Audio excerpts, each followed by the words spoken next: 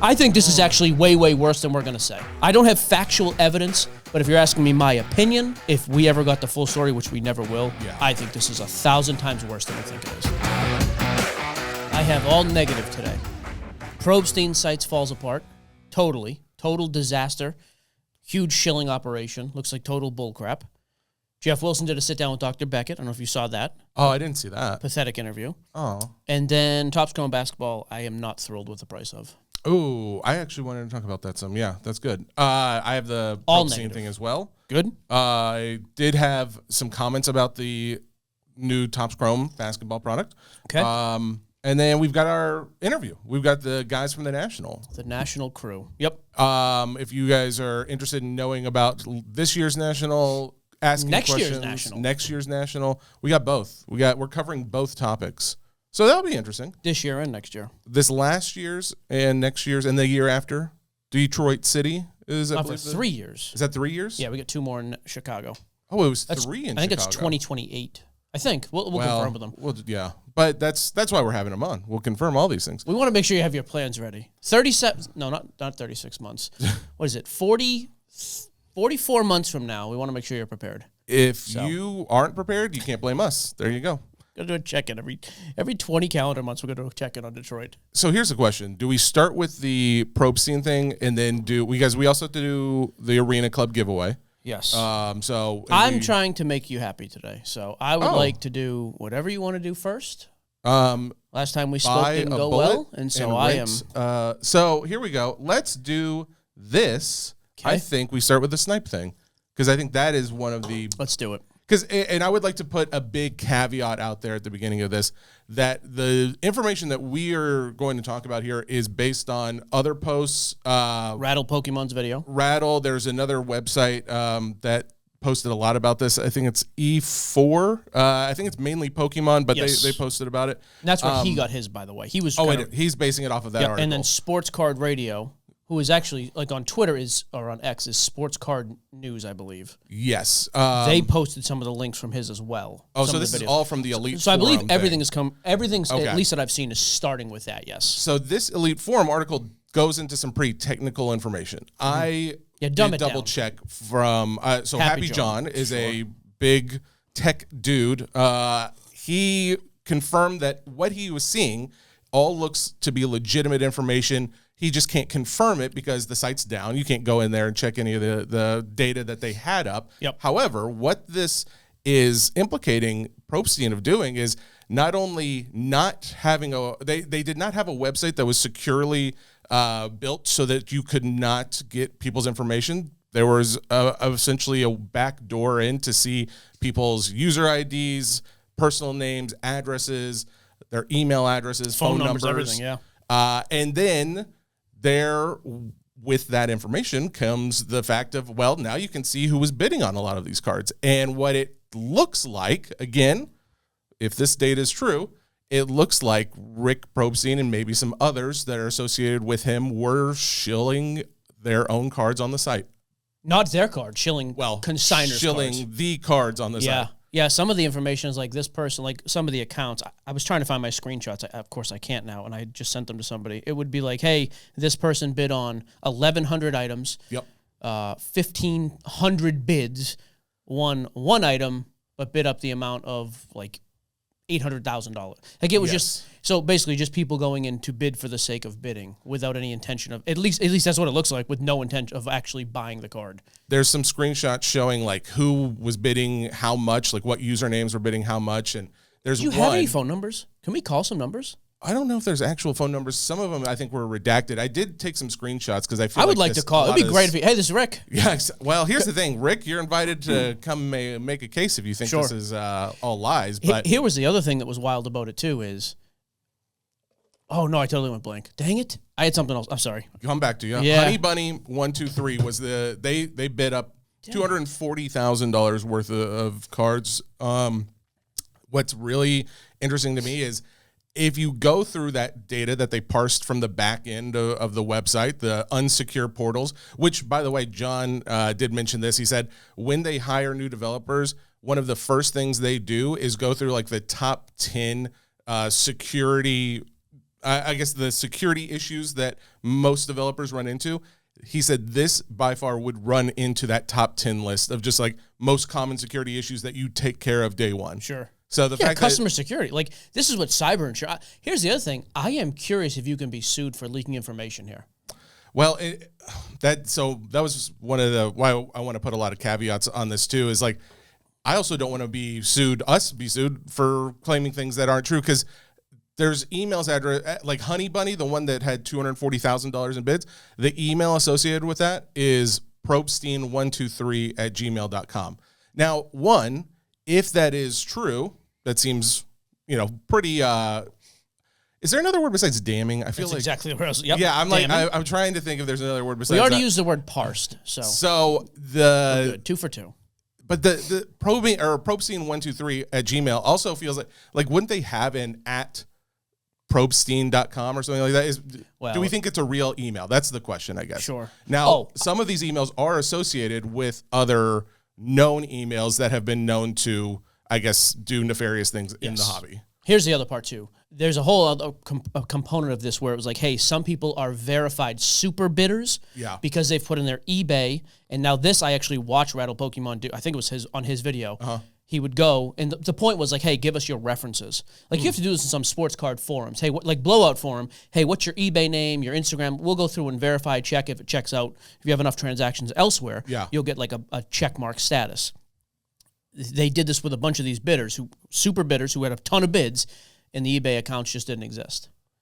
So it's like, so you go through. So at the very least, the vetting process was trash. Yes. Oh, for sure. At the worst, it's trash because you're just approving these to be super bidders because they're your accounts. Well, and I wish we had phone numbers. That'd be great. If you look through some of the eBay IDs associated on this site that they're showing the data from, it's just like they just typed in random letters on a keyboard. That's what the eBay user ID is. But that's how I pick my IDs, so that's okay. On some of them, however, like there was one, the email address is like bestcardsonebay@gmail.com. Now, I'm saying this one out loud because do they want to join the show? Apparently, it's like a kind of a known associated email in the hobby for, I guess, trimming and other things like that.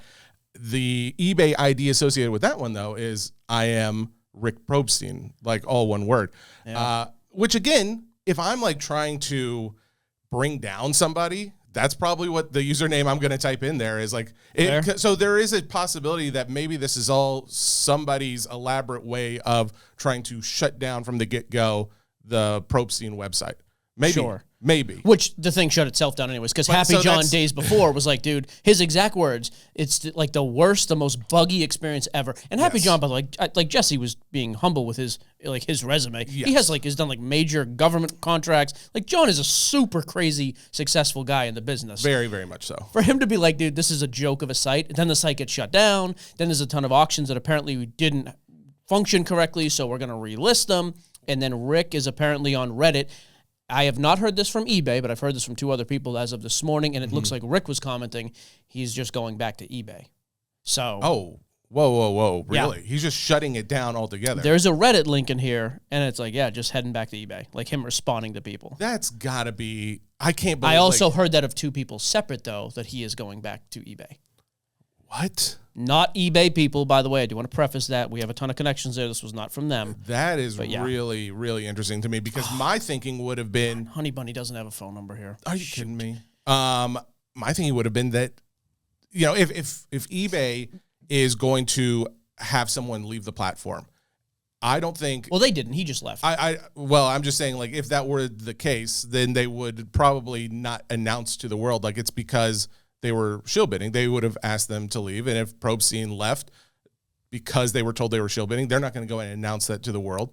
So my thinking was like, oh, okay, well, there was probably an understanding like, hey, we don't want you on the platform. We're not going to out you completely, but we don't want you on here anymore. So he had to go start this. But that would kind of throw I don't think that's the case. And out I said the window that. Yeah, we if talked he about is that. going to come back to eBay. Yeah, so I think we were just wrong about that. Especially me. Like I doubled down on that. Like, hey, I think he just left because he thought this was going to take off. I don't think there was. And by the way, I did ask eBay about that. Like, was there a shilling thing or anything? And it was. They didn't say much. They did confirm it was not that though. So. Oh, really? I think we were just wrong. I was just actually wrong say about that. Oh, yep. okay. So, and the fact that he's going, I'm assuming they're going to welcome him back. makes me think that there was no issue. So, well, man, I wish there was some phone numbers here. So from one of the comments I had read, it said the email addresses also, like some of them are ending in like @dr.com, which is, I don't know what that is. Doctor. Well, that's what I would assume, right? But I don't know if that's actually associated with a real domain where people get their emails. I'm sure it is, but it also just seems weird. Like the largest chunk of bidders all had the same. It was like Kenny-Rogers @dr.com, Joe-Morris @dr.com. You don't think Kenny was involved? I know for a fact. Kenny Rogers Roasters? He loves it. So it's like all of these very similarly named email addresses, and these are just also happen to be the biggest bidders on the site that night. So let's play devil's advocate. Okay, this wasn't Rick. This is somebody trying to take the site down. A number of these were confirmed super bidders. How did that not get picked up then? Yeah. And at the very least, the data was leaked. Like the fact that this many people have it, that's a huge issue. Yes. That's indisputable. Yep. The site did shut down and was a buggy piece of crap. Indisputable. Mm-hmm. So a lot of the cards that did sell, we got messages on our Instagram DMs to the show and to my personal. Oh, yeah. Of guys like, dude, I sent this card. It was a $200 card, went for like $38. Like got murdered on comps. Yes. Not disputable. Have they even announced yet what they're doing with all those? If they're going to just like reset it to the, hey, our bad, we'll redo it, or are they sending it back? I haven't heard. I thought they announced that they were going to relist them. Which, if that's the case, though, that's bullcrap. I want it for $38. I want the card. Exactly, it's not my fault your site shut down. Like in real life, what you do is, hey, we'll make the buy. You win as the seller. Yep. We'll make it whole. Yes. I've not seen that statement. But all those things are indisputable. And even if this is just somebody or a couple guys going out and doing this on their own, hey, we're going to make a bunch of things that look bad and we can make it look like Rick. Well, how did they become verified and super bidders and all that then? If that's the case. And why don't the eBay addresses check out on a number of these? Yeah, right. See, even that is not now that's best case. Worst case, him and his people were just doing this, shilling their own crap up and trying to get extra bids on all this stuff. The other thing I saw, and again, there's picture evidence on, I think it's Rattles and some other sites. Hey, here's cards from Probstein's listings on eBay from the past month. How are these exact same cards already for sale over here? Oh, really? And they're not showing up as sold listings on Card Ladder because they weren't paid for. So because those were probably shilled, and then he took them back and just sent them over here. I think this is actually way, way worse than we're going to say. I don't have factual evidence, but if you're asking me my opinion, like my own gun to my own head, Jesse wants me to pull the trigger. I never said that. It's okay to be honest.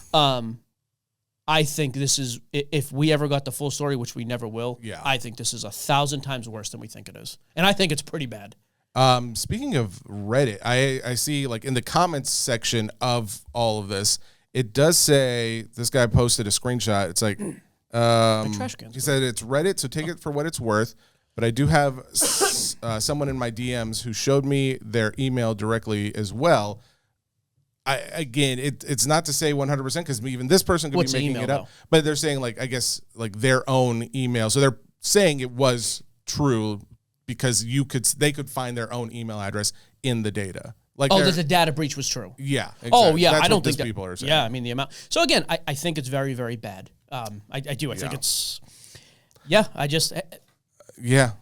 I'm not sure how you defend all of it. You can't defend some of it. I guess if you want to dispute, I'm not going to say it's 100% factual that he's the one shilling the stuff and these accounts are all his. Yeah. I know what I think. Not great. It doesn't look good. All right, so let's talk about Topps Chrome basketball. Yeah, I came out with the video. Did you see the video? Yeah. Oh, yeah. I was pretty proud of myself. I I'm thought not you good did great. at adjusting the volume on the music levels yet. That's okay.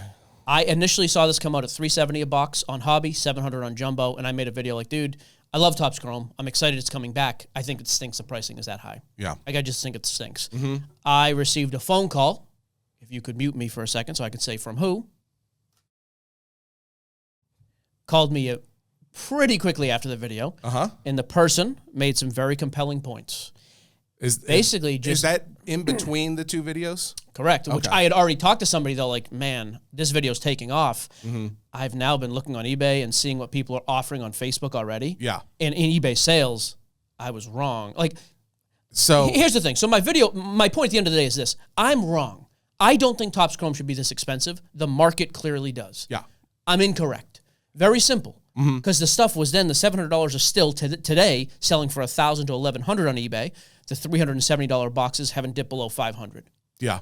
This person's point, let's just call them a fanatics person, was like, dude, so let's say we come up way cheaper. The flippers go even harder, get even more off the website than they flip it. Absolutely. So some people have made like I was talking to Cole Benz. You know Benzie. I've heard of him. It's like, yeah, hey, if they came out way cheaper, though, maybe it doubles on the resale on the secondary market, but it doubles from 200 to 400, from 400 to 800 for jumbo. I don't know. Like So here's my thinking. If please. I am going out and buying this without any knowledge of what the rest of the hobby has done, what it's looked like, I would say the exact same thing. I'm going to say, wow. Too expensive. Too expensive. Yep. Why is it so much more? But then I started thinking about the fact that this is Topps' first release of basketball in a long time for Topps Chrome. So you already have that premium going with it. But think about the fact, too, of when a Prism box sells. Yep, I know. What does a Prism box typically sell for? And a lot of times it's $1,000, right? Or getting close to it. Yeah, so I would honestly say that if they were selling it at the prices that they sold at, which was where jumbo was 700 something, and the regular box was what, 370 and 700.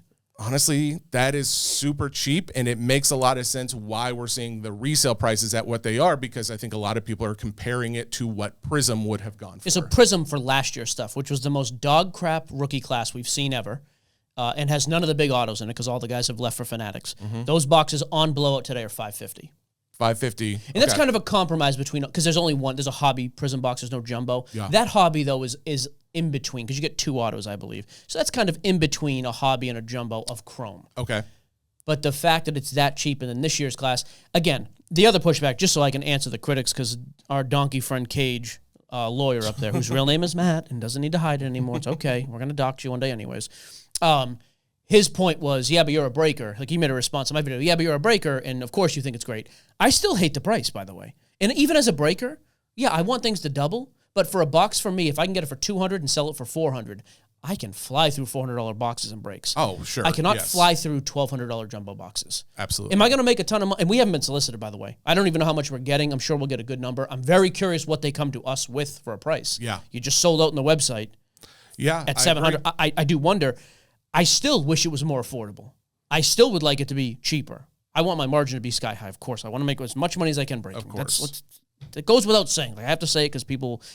But take away the breaking side. I still don't like that it's this expensive. But I also, and everybody complained about it last night on YouTube and Instagram, and I saw all the response videos and people just doing their own content. I still don't like that it's this expensive. I wish it was cheaper, but I am wrong. Yeah. The market has clearly said, yeah, I wish property in Tennessee was cheaper. It's just not. Yeah, of course. And I get it prices some people out. I understand. I think that stinks. But that's just what it is. That's what the market is. Yeah, you can't force people to pay less. Yeah, I don't know how you correct that. And then you know how you correct that? You print more of it. And then the complaint is... Yeah. And I'm not saying this to defend Topps and Fanatics. I'm on their side. I'm a corporate shill. I'm a sellout. I don't care. Good. Say whatever you want. Could care less. Take it easy. Jesse's even worse than I am. Hawking now Donkey Kong. What is it? Not Donkey Kong. SpongeBob. If they get Donkey Kong, that'd be amazing. Okay, bro. It. So it's like we don't make it a lot. So there's some scarcity to it.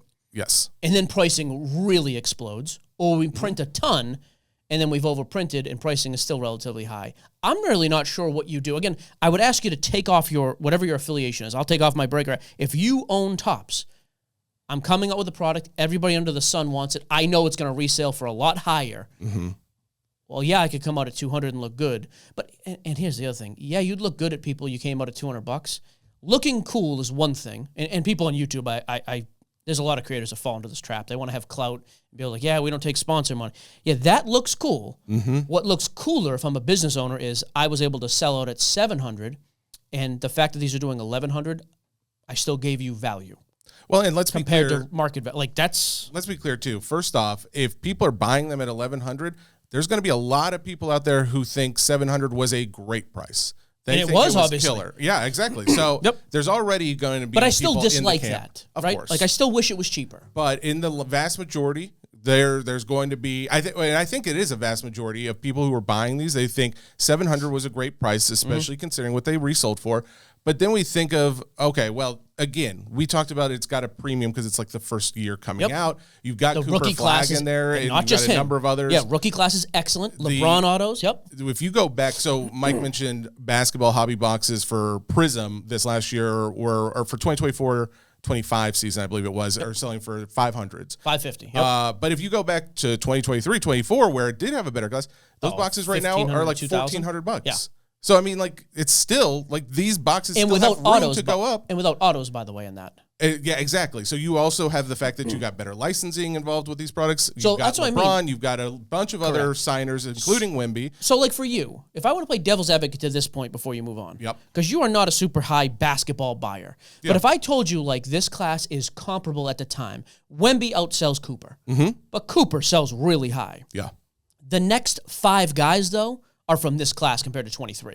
Dylan Harper, Ace Bailey, Edgecombe, Kahn, I'm probably missing 1 or 2, all outsell everybody else from that class. And you have vet autos, and you actually have autos, because, again, in Prism that year, you didn't have autos. Yeah. This is a better product, and it's cheaper than that was. It is a weird... So I can also see how you could justify, like, hey, compared to other stuff, this seems relevant. And Topps came out at 700, not 11. I hate to keep defending them, but in this instance, I almost feel like I have to. And having said that, I still hate it. Like, you can do both. Yeah. But I do think, too, the fact that if we are talking about, pricing what it came out at, that's what it came out for the public. The breaker, the hobby shops, more than likely it's going to be less than that. I do wonder. I mean, it hasn't always been. Yeah. But and you snapped it at 700. Why do you come to me at 600? I hope they do, by the way. I just wonder why you would. I tried to buy it at 700. I didn't. You realize, didn't get any? Well, I didn't realize until like maybe 2 minutes after what time it was. And I was like, oh, well, maybe there'll still be some. And there were some megas and blaster boxes, but the hobby stuff gone. Here's another fun fact for you, and I will not say who. I confirmed that this was the most. I think he said the most. I don't know if he said site visits or product visited on the website since they've been doing direct. Oh, really? Wow. Ever of any sport. There was more interest in this product. And just to be clear, because we didn't make this clear at the beginning, the reason why we're comparing this to Prism is because that Prism's the flagship. Topps Chrome is the flagship. Yeah, was the flagship originally. Correct. Yeah. Yep. So I mean, all of it makes sense to me. I don't. Again, going back to your point, I don't like it. No, and even like the good old days where it's like, man, it was great when boxes were $100. I agree. Yeah. It's just not the reality. So you can either sit and make your videos and complain about it. Or you can just adapt and go with it. We put our foot in the sand on a lot of stuff. We didn't break a lot of Panini stuff because the value was trash. Like these Prism boxes last year that are $550 now. Yeah. We all knew were dog crap originally because the class stunk and there were no autos, and they were $9.99 on release day. And I was like, we're not going to do it. I'm just not going to mess with that stuff at that price. So we try to put our foot down occasionally when I don't think products are good. I actually don't think for this price it's a great value product, but if a ton of people want it, I'm also not going to sit there and be the white knight, be like, well, I'm putting my foot down. For who? If my customers want it. If they want it at that and they're willing to pay for that. Yeah. Now, granted, I can also be amongst the cheapest breakers doing it. Sure. I have no problem doing that because there's plenty of margin. But it's like, I get, like, if you want to just be the guy, hey, it's awesome, we come out against everything and you're always negative and you do the thing, great. And that's fine. And ethically, like if there's a scummy company, like we're not gonna, and by the way, I think we could have taken money from Snipe. He was asking on Facebook, hey, any big hobby groups looking to pay for advertising? Rick would have cut us a huge check for our Facebook group to advertise Snipe in a second, by the way. For sure. We get offers to make money on a ton of stuff that we say no to because we are either not aligned or ethically we don't like them. But when there's stuff that we do like, we endorse it here. And sometimes, we take money to do it. I'm getting so sick of like, oh, you take sponsor money, so everything you say is paid. No, there's just a balance. Like, I'm going to rip this stuff as a breaker for my customers. And like Mike said, how many times have we gone off and said something and had to be corrected, and or if we weren't corrected, we may still maintain that position, whether we're corrected or not. Sure. It's still, that we try and keep as much journalistic integrity in the show as possible. That is a funny thing to say about a sports card podcast, but it is still we very still true. offer opinions, but again... And just because you're negative and everything, you hate everything and everything's zero, doesn't mean you're more correct than people who pump things up either. It's like, I'm getting sick of that crap. And you know what else? At the end of the day, I'm glad you get to do that. I'm sitting here with a guy and neither one of our wives have to work. So I would also, at the end of the day, like, I don't say it to brag, but it's just like, I would rather have that be the case than have a cool YouTube channel or Instagram channel. Like, well, but I'm the guy who doesn't take any money. Cool. Like, I'm happy for you. Is there anyone you want to name? I don't. I got an argument last night again on YouTube with some people, and I'm trying to stay out of it. And I did. I left the situation. The last thing I just wanted to say, because we got our guests here, sorry. the only thing I wanted to mention was, if you don't like the pricing, which again, it comes down to, yes, pricing's too high. We've already covered it in nauseum. That's okay, because we just had another product, just Topps, not Chrome, but it was Topps. You still want those players? You still want to collect? You had that as an option. I guarantee you we will have other cheaper options that you will be able to buy into. Sure. Yes, maybe this one was too high price. Yep. But it doesn't mean they all will be. Agreed. So, all right, let's get to our guests from the National. Well, we are here with our guests. We have 3 men. I'm going to do my best here because I know when I get under the gun, I pronounce things wrong. We've got Jim Ryan, we've got Joe Drelich, and we've got Brian Coppola. Nailed it? 3 for 3. Nailed it. All right. Feel pretty well, maybe. good about Brian did admit offline he doesn't know how to say his own name. Yeah, so it could be Coppola, but we're going Coppola in today's interview. Guys, welcome to the show. We really appreciate this. You guys were just saying off air that this is like the 3rd interview you guys have done. Can you tell us who you are? How are you associated with the National? I mean, we were, individual show promoters. Jimmy and I were partners in a sports card show that was in New York. It's known by JP Sports, Rock Solid Promotions, is the name of the company, parent company. The show names were White Plains and Hofstra. Oh, and, we ran those shows for 20 years. And through the channels that be, just came a time where the National was seeking a new opportunity, and along with Joe, and Joe will obviously give you his bio, things worked out, and here we are. Okay, so you guys are the presidents, or what's your role? What's your title, I guess? Yes, all presidents. That's co-presidents? We'll go with that. We like that. That sounds important good. Or something. Okay. Yeah, so we're the management team. There you go. Management team. Okay. All right. So this is this first, or 2025 was the first year you guys were completely in charge of the National. Is that right? Second. Oh, this is the 24 Cleveland. 24. Don't you remember that awesome Cleveland experience? By the way, it wasn't as bad. By the way, Cleveland is phenomenal. There's just too many people now. I actually hate that we've outgrown it. Cleveland downtown is great. I love the IX. I just think it's outgrown. So I don't know. I don't actually blame. And I thought Chicago was pretty good this year. The fact you got some new vendors in there, you had the upstairs space, the air conditioning worked, and so did the Wi-Fi. So I will tell you though, like this is the reason we were excited. And I mean, me and Joe joked offline about this. We've been critical in the past because we don't ever hear from you guys. So I was actually excited, and it's not like the week of. So can you guys kind of let us know what the reason is, like why you guys are kind of getting out and doing media now? Shane told us we had to, or else he was quitting. Fair. You know what? That's a sign of a good PR guy. No, we're going to release tickets. December 2nd is the official day, Jim. It's right after. It's Black Friday. I don't know the actual calendar date. Oh, I thought it was Cyber Monday. So you're doing it on Black Friday? Sorry, don't listen to me. Okay. Cyber Monday. Cyber Monday tickets go on sale. I think it's December 1st. Yeah. December 1st, Cyber Monday, tickets go on sale. Excellent. All right. So obviously it seems a little earlier than last year. Is that right? No, it's always that same Monday. Oh, it is? It's always the Monday after Thanksgiving. Okay. Very cool. So we got all tickets available, VIP package down to like just general admission or what? Correct. There's a general admission package. There's a 5-day pass, and then there's 2 VIP packages. Okay. Very nice. An all-access VIP and a basic VIP. Nice. And then just for a guideline, so we're back in Chicago the next 2 years, right? 26 and 27. Detroit is 28. Is that correct? Yep. Correct. Okay. Yes. I am curious, too. Like, I was critical early, but then after going this last year, I was actually pretty impressed with the changes you guys made. What's coming this next year that will make 26 better than 25? Let me ask it that way. It's a little early for us to talk about some of the projects that we're spinning up. We're actually working on them right as we speak. We're starting to spin them up. So, okay. You just don't want to put something out there and whatever. I think we could talk a little bit about Upstairs Hall G. I mean, there you go. I don't know if you guys made your way up there last year. Yep.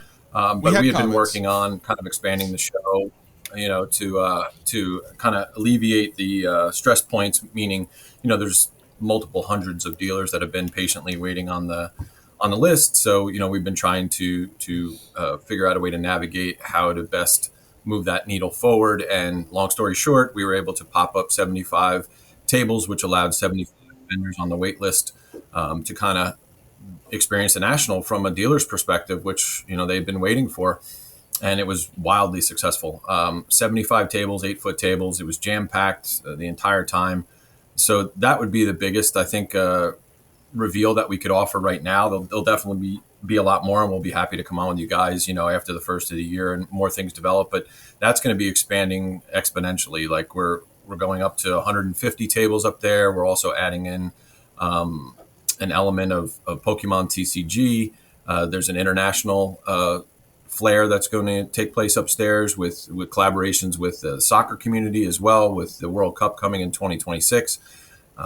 We anticipate having activations upstairs for some corporate vendors up there as well. So really kind of taking Hall G and integrating it into the show, I would say, is probably the biggest thing that we're pushing forward for 2026. And so last year, that whole Hall G was all brand new vendors, correct? All 75 of those were guys who had never come in before, right? Yes. Yeah. Okay, is that the plan this year? So Yeah. all 150 you just mentioned, are those all going to be the same thing, all new vendors this year?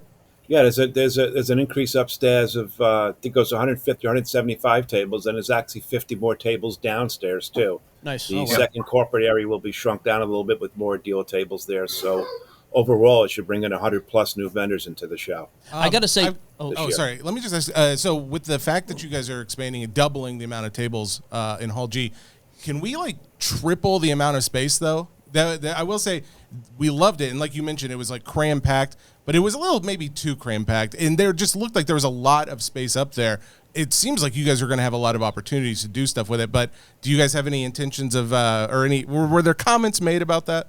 Yeah, so we can actually tell you a funny story about that. So sometimes when you want to expand, you're always worried. Is it going to look busy? How's it going to work out, Well, unbeknownst to us, every pathway from every hotel comes through there, right? So that place just got jammed with people. Yeah. So okay. yeah, we made the fatal mistake of making aisles a little bit smaller up there. So this year will be bigger aisleways, more dealers up there, more vendors, and it'll just look bigger and more comfortable for people going up there. Now, So that was a little ups on our part last year. We own that one. You mentioned too just a moment ago that you were going to be adding 50 tables downstairs, kind of taking away from the corporate area. Is there a reason why maybe less of a corporate footprint? Because honestly, I'm kind of shocked to hear that. If anything, I would have expected more. Well, I think it's the fine balance of dealers versus corporate, and it's still a dealer's show, even though we respect all of our corporate vendors. So if we carved out a little extra space just by reformatting the corporate area downstairs, that'll include a few more tables downstairs. Okay, all right, very cool. Yeah, the other thing I want to talk about too, because I think. Yeah, I don't know. Oh, go ahead, Joe. Sorry. Yeah, I was going to say I don't know that we'll necessarily lose corporate vendors, but we are activating some of the newer corporate vendors upstairs. So it's almost kind of like an entry point to come in on corporate. If you're going to come in, just to touch on corporate quickly, sort of the smallest corporate booth that we offer is a 20 by 20 space, which is fairly large. It's 400 square feet. So typically a lot of those 20 by 20s, not all of them, will start out upstairs. So that gave us that square footage to pull off of the space that we had in Hall F to be able to do that. Fun fact, 400 square feet was the size of my wife and I's first apartment. So that's pretty big space. I mean. The Murfreesboro one? Yeah. That place was rough. Dude, well, it was 2 rooms. It wasn't very big. No. Anybody here been to Murfreesboro? Have you guys ever been to my apartment before? I don't know. No, it's okay. By the way, I had no problem with upstairs last year. Little guys had no problem, but you got some heavy hitters in that place. Your boy. I was gonna say some of the big fellas were not thrilled with the aisle It wasn't size. so much me. I love people rubbing up. Now, hang on. Now that as I was saying it, I heard how it sounded. What's that, pervert? It's just the amount of moisture that's coming off of me. You're The emanating other people, sweat. They and don't. You're They rubbing don't on appreciate dudes. it as Yeah. much. Hey, I did want to get back to one other change last year that I actually thought was awesome. I've been critical of this in the past. There are times you go in some of these booths, I'm like, man, this guy's been here for 50 years, but all he's doing is hawking out tables to his friends. So you got these 3 guys who have kind of a crappy setup. And so last year, I think last year was the first time you guys said, hey, we're not doing the subletting. Let's get new blood in here. I thought that was honestly, I told Jesse this too. I thought that was the highest quality per table that I'd ever seen, because you had people that actually were going to set up. Is that kind of an ongoing process too of like keeping up with the quality of vendors, and will we continue to see that? Yeah. We were tasked with the initiative of, going out there, doing a discovery and start addressing it. And we did. And we did in the months prior to the show and after the show. And it will be a continual process. I mean, we just can't have guys jumping the line. And if we're going to, expand and make other segues for things to flow, that's one of the areas that we have to address, and that's going to help the stagnantness or just the egregiousness that occurs in the show. Yeah. By the way, like I know people in the hobby were critical of that, but I when I saw the finished result, I was like, I'm actually happy to see this. Oh yeah. Like I don't need 8 people behind one table screwing around just because they wanted a table. Like I want people in there. This is the biggest card show of the year for dealers. I just want to go there and buy cards. And with the fact that it is becoming more of like I don't know. I don't know if the word high class and card show ever go together, but it did feel a little bit more professional in a lot of ways. My thinking partly is because you had a number of celebrities that were showing up. You had Tom Brady, which Mike and I had a great opportunity to meet. Gronkowski was there. You also had, I think, Giannis was in there. On the eBay booth, yep. What are you guys expecting other celebrities? And if so, do you know of any already signed in? Yeah, there's definitely some guests that have been anchored in. It's just that's a kind of a reveal that we hold back for TriStar, so we don't want to spoil the thunder on them there. Just they're good partners of the National, but there are some really big names that haven't done the show in a while that'll be announced pretty soon. Okay. Yeah, and I think one of the things that I appreciated about it too is with the more celebrities, the more like press coverage that comes with it, the more, mainstream media ends up seeing it. I literally last night, I was watching an episode of Malcolm in the Middle, which is an old show. I don't like to, it doesn't matter. But the point is, the point is I was watching the show and part of the show was they went to this big card convention. It was like some big card show that they went to. And I started thinking to myself, I was like, man, to see, like, it wasn't an actual card show that they filmed at, it was some studio set, but I started thinking, I would love to see like a camera crew walking around and filming more information that's not just, your local social media or something like that, but an actual news and or, entertainment media coming through there. Have you guys given any consideration to maybe opening the doors to something like that? Yes. And I'm sure we're not supposed to comment exactly on what's coming on, but something occurred last year, and it will be on TV this upcoming year. Like is it from a documentary standpoint or a fictional, like more movie or TV show? No, entertainment? a real. A documentary style. Okay, all right, gotcha. And one of the things that made me think about it is like we heard a few years ago, like the Safdie brothers were going to be making a hobby movie with Adam Sandler. Oh, the Sandler. Yeah. And I was like, man, that would be so cool if they actually filmed at the National. And I don't know if you guys have ever been approached or if that's something in the wheelhouse. I'd love to see more of that. You know what? Let's do a plug here real quick. So Adam Sandler did cut a film called Love Me. I believe that's the name of it. And it came out in 2024. And then the opening sequence, first 5 minutes in, there's 2 actors there. One is Bergie, and I don't know Bergie's last name. I just know him by Bergie. But he's Frank Thomas's representative in the autograph world. And a lot of the movie is based around the fact that he has a card store and Adam Sandler's wearing his sweatshirt on stage doing comedy. So it's awesome. And Bergie's in the scene acting, the guy Adam Sandler signing jerseys. And Adam's acting like, I'm in a rush. I got to get here. I got to do this. I got to do that. And Bergie's like, just do 10 more. Just do 10 more. So he's there. And another gentleman who's at all the shows, and his name is escaping me right now. Jimmy, what's Willie? Willie. Oh, Willie. Willie. And I know Willie's last name too. And again, I'm just not prepared for this. Big muscle bound guy. And you'll see as soon as you see him, he's got a very distinct face, and he's in the scene too. So that started in White Plains, and Josh came through looking for some understanding of how sports memorabilia agents interact. And there he captured those two parties, and the rest is history. They took it down the road. Oh, wow. See, again, professional advice here, though. If you're going by Brian Coppola, that's when you're like, hey, Adam, Uncle Francis said just pop over to the National. Instead, he's like, got this guy Coppola wanting me to shoot. I'm good. Nah, see? I don't need that. I'm just trying to help, but that's fine. Just my opinion. Now I got to look up this Adam Sandler. I looked it up. We got Bergie, and we got Big Willie. It's a comedy special. There's the podcast name right there. It was a comedy special called Love You that Adam Sandler did. Love You. I got to check this out. I had no idea there was card content in this. Sandman. Okay. Okay. Yeah. Sorry. Autograph, but sports mem. Sure. So, you'll find it cool. I think sometimes in the past there's been questions about the guys who are spending the money to get into the show. They didn't care for like, oh well, all these media people are getting in and they're not having to pay anything.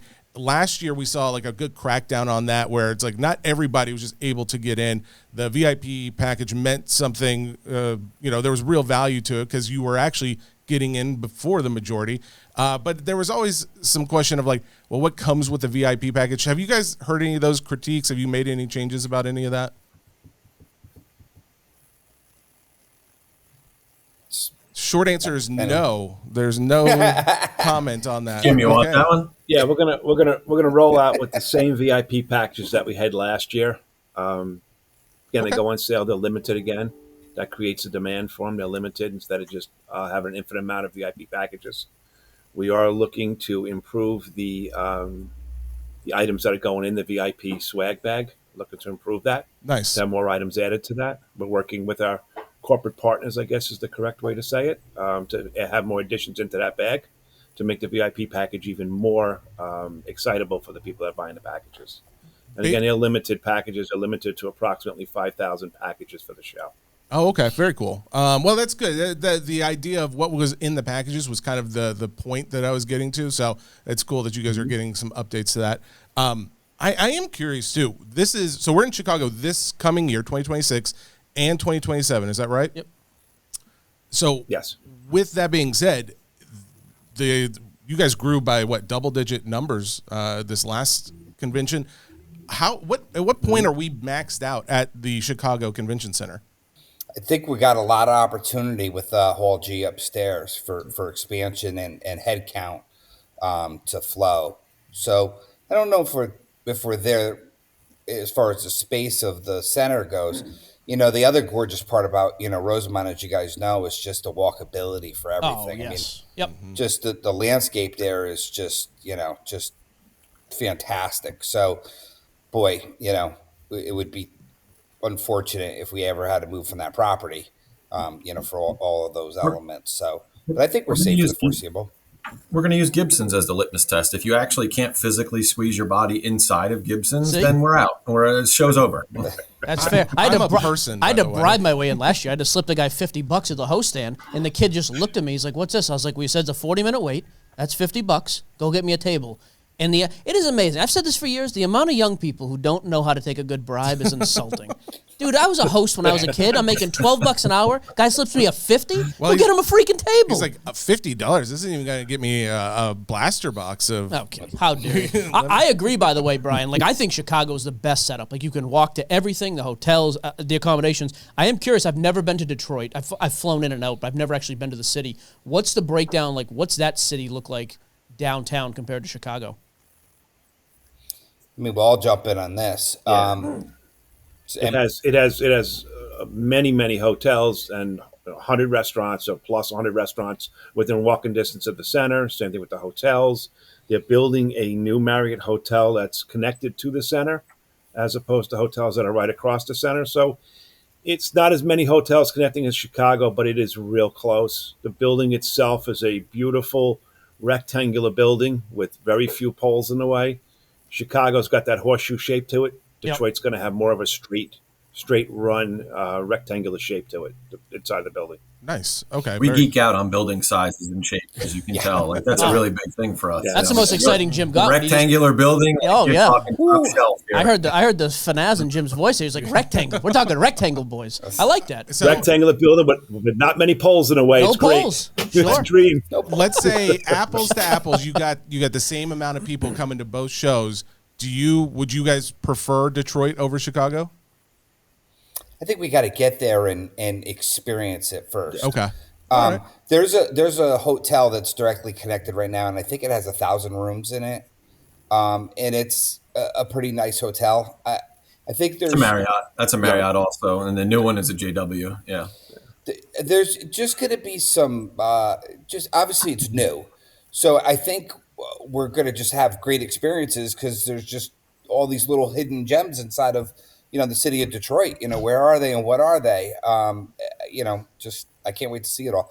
But from the building aspect, just like Joe and Jimmy are touching on, it's a dream for us to work inside of a square box because there's just lots of hurdles when you're not working in something with. So it has 40-foot ceilings. I mean, that's just another. Just corporate loves that. We love it. Wi-Fi loves it, air conditioning loves it, on and on it goes. So things like that. Big fan of the shapes here. It's a comeback story, Joe too. is, Joe is serious. They are very into the building. I like this.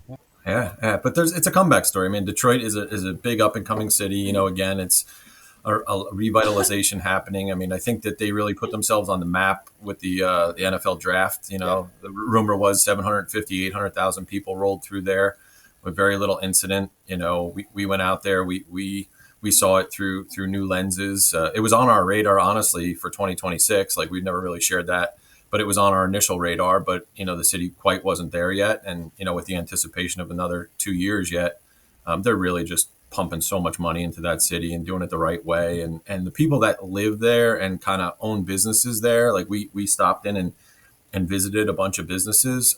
They're all in. Like they're from Detroit. They want to see it come back. It's an amazing proximity right across. So when you're in either hotel, basically you can just walk down the walkway. I mean, it's very short to the convention center, but right across the river is Canada too. So there's an exposure there that the National really hasn't seen, that convenience, because we do have a lot of Canadian collectors, and it's really nice to kind of introduce that as well. Yeah, that Toronto show's blown up. So yeah, excellent.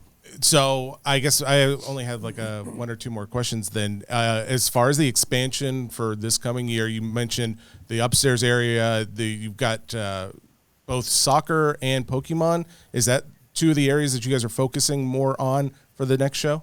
I think it makes sense, with soccer with the World Cup. But yeah, there's also an element of the TCG Pokemon community that really kind of crosses over into sports. If you walk the floors at any regional show, you'll see, a lot of vendors now do have a segment or a piece of Pokemon TCG integrated into what they're selling. So we felt that was, really important, and it also gives younger kids something to connect with also. So yeah, that's going to be a focal point. And also international dealers. We're working with a couple of our corporate partners, Card Hobby and Kakawau, that have showed up big in the last couple of years and have requested to be able to bring some of their top sellers. So that's a third component that, we feel is smart to introduce into the space internationally. So yeah, I would say, yeah, that's going to be a focal point. Okay. And my last question then is, at the show last year as well, I was in the lobby at one point, and there was a guy who listened to the show, friend. He came over and he wanted to show me some of his cards. So he's opening up his case and starting to show me his cards. And there's a security guard who comes over. He's like, "Hey, whoa, hang on now, close it up. We need you to go inside the show. So before you open your case." And I was like, "Why? What's the deal?" And apparently because there have been so many, I guess, kids and adults taking out their cards and setting up their own makeshift, table to sell cards, whether that's in the side lobby or in the main lobby or other places, that they did not pay to do this. Is this something that you guys are trying to crack down on more? I think we're trying to improve the ambiance. Okay. And it's a walkway, right? It's the center of the show. Everybody needs to, go through all the different doors and different segments. So we can't have everybody camped out. So, I mean, I get it. Like there's that, where can I sit? What can I do? piece of the element, but whatever that may be, it's just we can't have it in the center of the lobby. So yeah, we offer that up in trade night. Trade nights that's where the action is. Walk in there, and do exactly what you just said. We encourage that, right? That's why we brought it in house. Mm-hmm. That's why we scaled it up and ramped it up to, hopefully you guys, stepped in there at some point last year, but we feel really proud of that too. The way that's really evolved, and we put a lot of energy into that, and so that's definitely an area where we see that fit, just not in the lobby, like Brian said. Yeah, we sponsored the Friday night one last year. That was the most people I've ever seen in a freaking room in my life. Oh, it was jam-packed. Absolutely ridiculous. And we brought, was it 800 shirts? I brought all 5 boxes up there. They were all gone, yeah. Yeah, we gave away like 800 pieces of swag. Every pack that was, the trade night was ridiculous. I never go to those because I don't want to be in a room with that many people. That thing was freaking packed. I sweat on a lot of people in that room. You were just dripping on people. So that was a lot of fun. And I got to say, on a serious note, as we kind of wrap this up, I am happy to see you guys doing this type of stuff. I know media is probably not everybody's forte and like stuff ahead of time. I just think it's important. Like, this is the preeminent show of the year for card shows. I do think it's nice for people to be able to put some faces and some names with the event. And again, I'm always going to be critical when I think I have to be, but with you guys, I've offered some praise because I do like that there's forward thinking now. Like, hey, if we have crappy vendors who aren't doing it right, get them out. We've got guys on a list. Let's open up the G Hall and get more people in. So, again, regardless of what I've said in the past, I think the progression here is pretty plain to see, and I'm excited. I am excited for that part. So I'm looking forward to working with you guys, moving forward. So, and I'm looking forward to being friends with Joe. Oh, see? Yeah. Look at this. We're building bridges right here, folks. Okay. Well, in all seriousness, yeah, we are too, guys, and we come from a hobby background. Like, I know we got a wrap, but the 3 of us are collectors, like active collectors now, and have been for many years. We were vendors at the show for over 20 years prior to taking on this role. It came to us more than we came to it, so to speak, and it seems to be our calling on some level. I know Jimmy and Brian got into the promotion business by default, as did I. They've been in it for 20 years. I was in it for 10 plus. So it's a labor of love too. Like, we truly do love the community and love the hobby. And like I said, we participate. Like, we actively buy, sell, collect every day, so we're connected to the community in all seriousness. And we are good with transparency. Like, sometimes we're going to have news to deliver that's not the best, or it's not what everybody wants to hear, but we'll stand behind it and kind of at least be a face to tell you why. You can grab us at the show. We're on the floor. We walk the show the whole time. We don't hide out in an office anywhere. We're on the floor. Kicking people out early that don't belong, that don't have badges. All 3 of us were doing that. How do we sign up for that? Yeah. Jesse is an excellent bouncer. I've seen dude walk people out of clubs. I get angry. I do not like people. Nobody wants to get grabbed by a big, sweaty, angry man. No, yeah, it doesn't smell good. See, either. that's. I do want to just say, too, Brian and Jim, no offense to you, Joe, I think, is maybe the one who's leading my favorite of the 3 because... You're picking favorite, too. Well, if you notice, he's got the Bo Jackson blown-up picture on the back from 1990 scorecard, but he's also got, over in the corner, the 1966 Batman, the red background Batman. That is... I'm just saying, your boy loves a little Batman non-sport, so congrats, Joe, you're winning. There you go. Jim, we got to step up. We got to step up. You guys are really going to have to step up next time. Yeah, Coppola's got to get his act together. So. Well, let's end it with our slogan, guys. What do we call the show? The largest cardboard candy store in the world. Yeah. That's what the national is. I like that. It. Well, hey guys, we appreciate the time. Like I said, the platform is yours. If you guys have other stuff to announce as we lead up to it. I know in talking with Shane offline, you guys are trying to make this much more of a year-round event, which I think is excellent. Again, I'm glad to see it's being looked at that way. So yeah, the microphones are here whenever you need them, and we're happy to be hopefully working with you guys going forward. Great. Thank you so much. Thanks for having us on.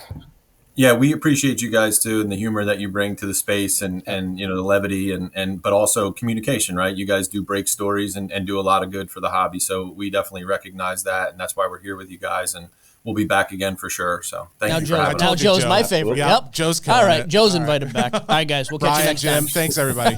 Thank you. Right. Take care, guys. I will say, like, that was a puff piece. Like, we weren't there to, like, press them on a billion issues. Like, it wasn't, the point of that was not to come over and be critical. I meant what I said, though. I've been going to the National for 10 years. It's the first year or two, we're starting to see, hey, we are going to implement changes. Hey, this was an issue. Yeah, we're going to try to fix it. Or like even you asked about the VIP thing. Like that was very vocal last year. People were pissed. Hey, we're trying to work and improve that. Okay, great. And I don't know if it's going to be perfect this year, but the fact that we actually get to speak to people now, I can live with that. I don't care if I hate the news you're bringing.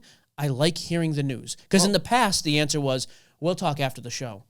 Yeah. What am I supposed to do with that? Exactly. These guys are getting in front of it. Yeah. I do appreciate, too, that, I mean, like, I want to reward good behavior, right? Like, our comments have been, where are they? Why can't we talk to them? Yeah, absolutely. Why would we come out and just try and attack them when they finally do the things that we're asking for? Correct. So, yeah, honestly, let's keep it going. And if there are things to bring up, it sounds like they'll be open to talk about them. Yeah, no, I thought it went pretty well. Okay, I do want to be critical of somebody else, though, because I'm not going to be critical of them.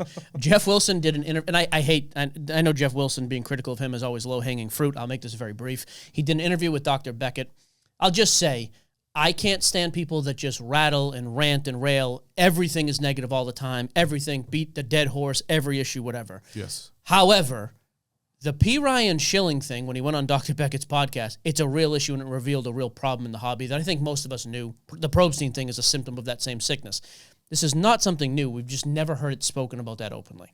Yeah, well, and that brazenly to the point where you wouldn't expect people in the hobby to that extent to think that it was okay. Right. And then to like walk it back and kind of, well, no, and then P. Ryan just throwing out donations and Jeff's accepting apologies. And then Geoff does this interview. And again, I'm not trying to be critical. I actually had this whole thing queued up. I got some clips and I was going to play them. I'm not even going to do that. The whole interview was just allowing Dr. Beckett to walk this back and to say how he did, but there were some telling things. Well, shill bidding is not the same as self-bidding, and not all self-bidding is wrong. And meanwhile, Jeff's sitting there smiling. I know Geoff is not the hobby watchdog, and neither are we. I get that. But at some point, dude, and he's not going to care about this. It's fine. I don't care that he doesn't listen to this critique either, but I want at least the hobby to know some of us pay attention. When people say that, you can hold them a little accountable, and it's okay. Yeah. And then, they even both made the statement at one time, or at least one time, and then that P. Ryan mistake. I don't think that was a mistake, because you came out and said it was a mistake, and I'm not going to do it. Then you came out and said, no, I was doing it to watch items. Well, it was once. Well, I would do it to all my items. When stories flip-flop like that and people dance, unless you're on a freaking music video set, it's because they are lying. Yeah, they're trying to fix something that. Correct. I would just have more respect if you came out and said, you know what, guys, I'm going to bid on my own $1,000 card, $300, because if it goes that cheap, I'll buy it back. Yeah. And I don't care if the hobby agrees. At least come out and be definitive. This walking back bullcrap and giving people, Jeff's is one of the biggest microphones in this hobby, and you gave a microphone to justify that activity. Why? And why are we going out of the way to justify what P. Ryan did? Even he came out and said it was wrong and he's stepping away. Why are we... I just didn't get it. I agree. That type of crap is just if you're going to do it, then press the issue or just don't talk about it. Well, and I think, to your point, I don't think that Jeff's platform is necessarily the one that people go to for those hard-hitting questions. Sure. I think they expect to hear a puff piece. Correct. And I think at this point, that's fine because it gives us an opportunity to continue our critiques of... I don't want to say the job of this show is to critique other people doing interviews, but we do have to call it out when it's as an issue to that extent where, like you said, there's a big enough audience that are going to see that and they're going to think, oh, well, they were, he just missaid it and he actually was not meaning that. And what? No, that's not the case. Yeah. He said what he said and it was pretty blatant. We're also 2 weeks later, no one's calling for another retraction and walk back. Yeah. If you just left it alone, I would. I didn't even care that he didn't come out and say anything. Fine. But then you do that, it's why? Yeah. I don't, there's no reason for that. Well, here's my thinking. To him, we're talking about it. It's I guess. If you being called a donkey is in your eyes a win because you're being talked about, fine, I think you're a donkey. And I can't state this enough, I don't want breakfast with you. I say that every time now and I will continue to. I still think he's a nice guy. I just think with the content, how is there nobody on that team being hey, maybe we should pivot away from this or just leave it alone? Yeah, because especially when they know, he's not the one who's going to say something when it comes up. He's not going to call them out when it comes up. Now, which is funny because you've seen some of his videos where he gets irritated or simulates getting irritated. I can't really tell if he actually is. Yeah. But it's okay, well, maybe he could have said something, but it was obviously either a missed opportunity or it's just not something he will do. So, and like I said, I go back to that point of it didn't have to be done in the first place. But if you're going to do it, yeah, at least push the issue. Yeah. And again, just take a stand for whatever. Even Dr. Beckett, just take a stand. At one point, too, the one that drives me nuts. I mean, I was trying to defend my friend. So if that's what I'm guilty of, then I'm guilty of defending my friend. That's like shooting somebody in the face and be like, I mean, if I'm guilty of trying to save the world, then that's what I'm... What? One has nothing to do with the other. Like, that's not what you were trying to do. And that's okay. Yeah. Just have some... Like, at the beginning of this thing, some of you guys will hate the fact that we're breakers and we're going to make money on top scroll and basketball after I railed against the price. Sure. Both things can be true. I think the price stinks, but the market has determined it's a good price.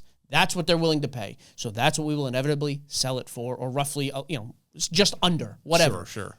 You can just have a stance that's not a popular opinion. It doesn't have to be all rainbows and butterflies. I don't get it. That's it. Okay.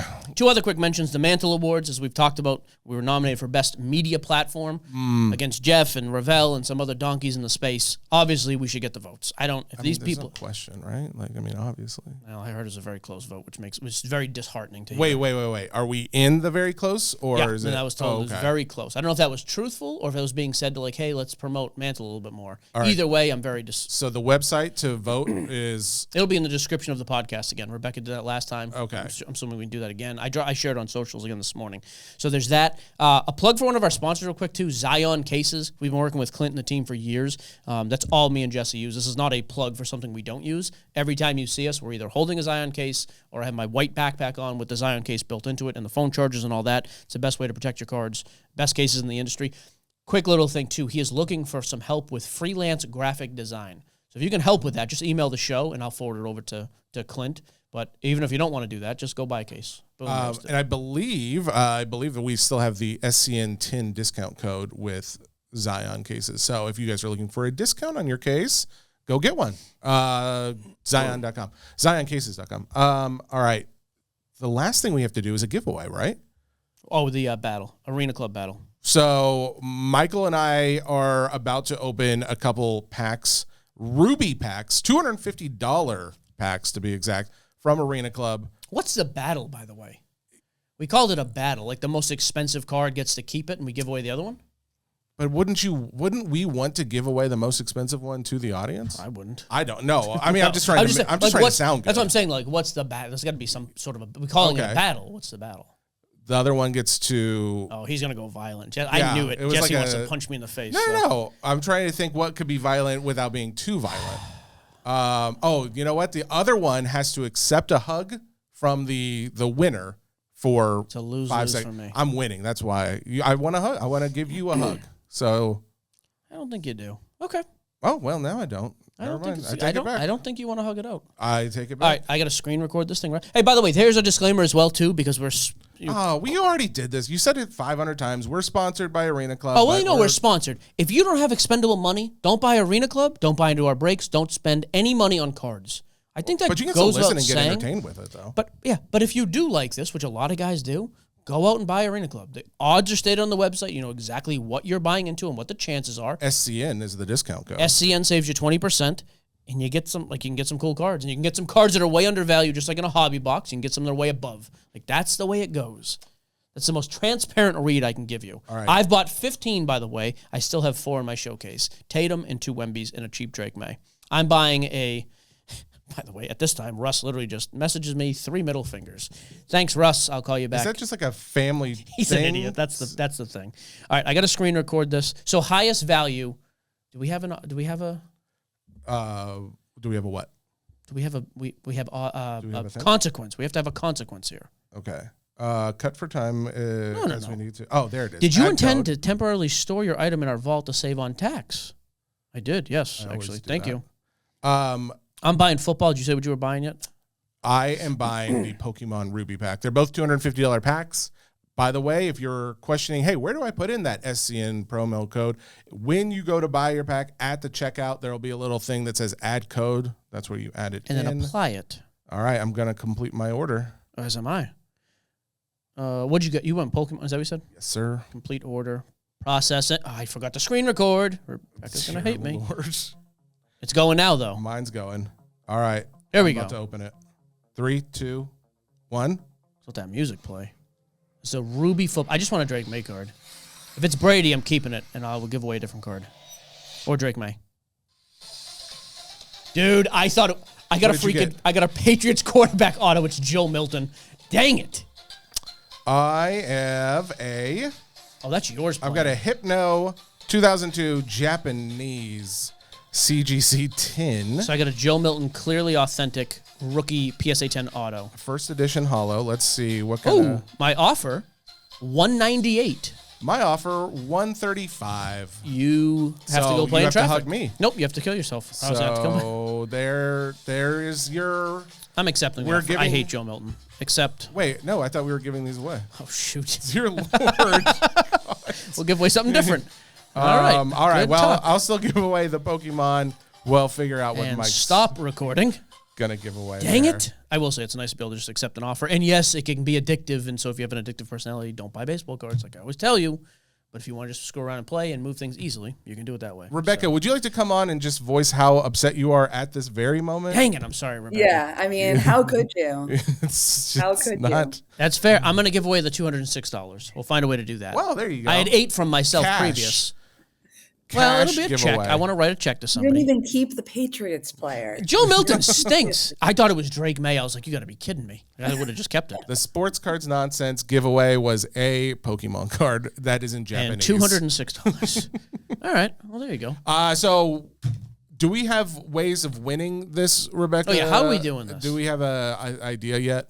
Yeah, so we will do, it'll be on our Instagram and Facebook. And if you're not in the Facebook group, join. There's 400,000 people in there. You probably want to be one of them. Get out. And you are going to have to comment your Arena Club username. So create an Arena Club account if you haven't yet. Use Thank you. code SCN10 on your, no, just SCN. SCN. on your first purchase. And then, Arena Club username, and make sure you're following us on both Facebook group and Instagram. And that will be how you win. Perfect. And once we post it, you'll have a week to enter. You know what? Just for fun, follow the Facebook page as well. Sports Cards Nonsense. Groups and pages are both. Sure. I want you to follow both of them. Alike. Okay. There you Breaking go. tonight, by the way. Are you doing Batman tonight? Yeah. Well, basically, by the time I get home, You're just going live, I'm right? going to go live. So What happened yesterday? Did they not show up? I got a call from someone that put okay. me in a bad mood. So I Was it? have- Me? Yeah, it was you. You were mad at me. Yeah, of course. You knew I was. You obviously knew. But that being said, if you're listening to this right after the recording comes out, I am probably live. So jump over when you're done listening. Fanatics Live. Fanatics Live. For that. Oh, yeah, Yep. baby. So Jesse will be live this afternoon. I'll be live tonight with more National Treasures of Baseball. How'd that do? I like it. I mean, for $3,000, I think the cases are awesome. Oh, good. Okay, cool. Well, then, we have to talk about this Monday. Are we taking it off or what's the deal? Because we're in. Oh, out of I town. was like, what are you talking about? We're leaving that morning, I'm assuming, right? Yeah. I mean, at some point that morning, I figured we'd stop and grab breakfast or something like that. Do the show or do you not? Here's the thing. I already pre-recorded the HN episode, so I'm not coming in for that one. So take it off. I I'll was just do something at home. saying, okay. I mean, That's if you fine. want I got to do get that- home for his nap, so. Oh, okay. Yeah, I'll just do one at home. Okay. I mean, That's that's easy fine. enough. So then business as usual back on Thursday. Guys, do us a favor too. Thursday's Thanksgiving. Are you? Oh, right? oh. Oh, no. Are we a week from thing? No, so that Thursday's is Thursday. Ooh. So Monday show, and we'll figure out the week after that. Yeah. Okay. I would like to put out the requests in the comments on Spotify, or you can post it somewhere else. But under the episode, if you guys have guests that you want to hear from, Comment. drop them in there. Yeah. Someone dropped in a guy American Arbitrage, which I went and checked out some of his content. The only reason I know about it is because Ray was going through the comments and he saw it. And he's like, "Oh, I'm actually buddies with that guy. If you guys want him," he sent me some of his stuff. He's got like 70,000 followers on Instagram. He does sports cards? Yeah, he does sports cards. Well, it looks like sports cards mainly, but he does Really? other things as well. But yeah, It's a huge following. I've never even heard of him. so so we may have him on if that's what you guys want. At least one person asked for him. So, but if there's others, please drop it in there. We'd love to hear from you. Agreed. Yep. There you go. We will see you back next week, and we wish you all the best day Ever. Goodbye.